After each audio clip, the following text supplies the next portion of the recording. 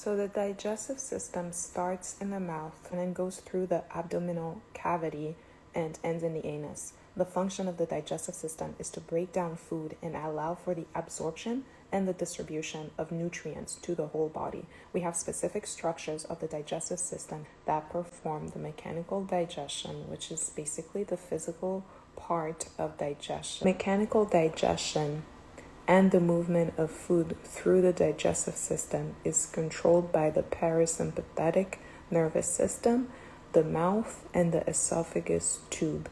They all play a role in mechanical digestion. While blood vessels in the stomach, small and large intestines absorb and digest nutrients. The last three are in charge of chemical digestion. And then the undigested food is stored in the rectum for elimination. So to successfully pass the TEAS exam, you need to be able to describe the structure and function of the digestive system organs, as well as know the enzymes and hormones that control digestion. So let's start with talking about the structure and the function of the digestive system. First, food is ingested through the mouth, where mechanical digestion begins. And mechanical digestion is any physical breakdown of food.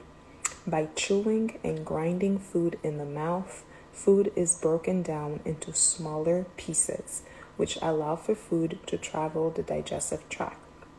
The mucus in saliva will then lubricate food, and it will also release amylase enzymes. Amylase enzymes help with the breakdown of starch and carbohydrates. And once food is mixed with saliva enzymes, it becomes a soft mass called a bolus. So as the bolus passes through from the mouth through the pharynx, we have the epiglottis, which will close the tracheal opening so that food does not enter the respiratory system. And the bolus, which is the chewed food, will continue down the esophagus tube via peristalsis. Peristalsis is the contraction of muscles of the digestive system, and these contractions will move the bolus to the stomach. So from the stomach, chemical digestion will begin. And chemical digestion is a process where enzymes will further break down food into chemicals that can be used by the body, and it starts in the stomach.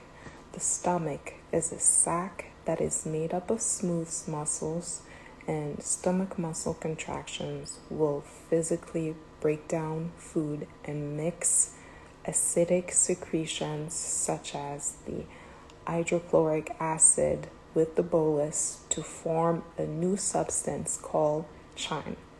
And there are three main secretions of the stomach. There is mucus, there is hydrochloric acid, and there is pepsinogen. Hydrochloric acid creates the acidic environment that will help transform the food in chyme. We have pepsinogen, which is an enzyme that will chemically digest proteins, and we have mucus that will protect the stomach from the corrosive nature of the acidic environment or the hydrochloric acid. Next, the chyme will be pushed into the small intestine. The small intestine is divided in three parts. We have the duodenum, the jejunum, and the ileum.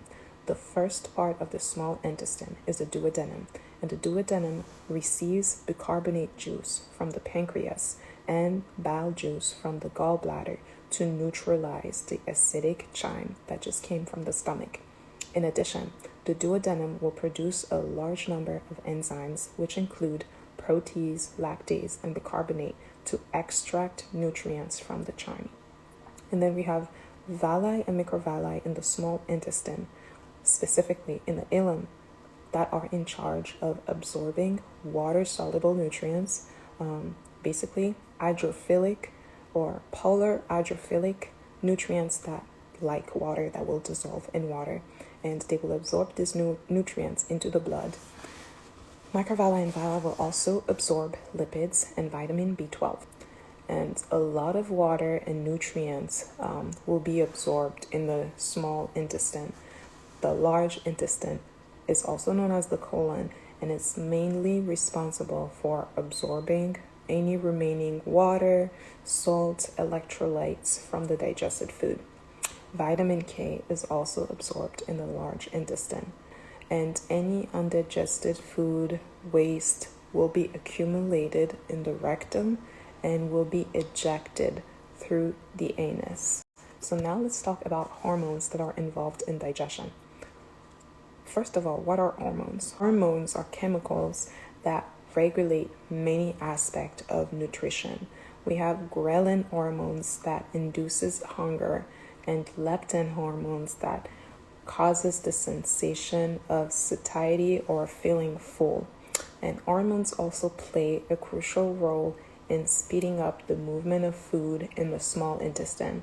We will talk more about hormones in the endocrine system unit, but some key hormones that are involved in digestion include gastrin, and gastrin is primarily produced in the stomach. The role of gastrin is to regulate the secretion of gastric acid.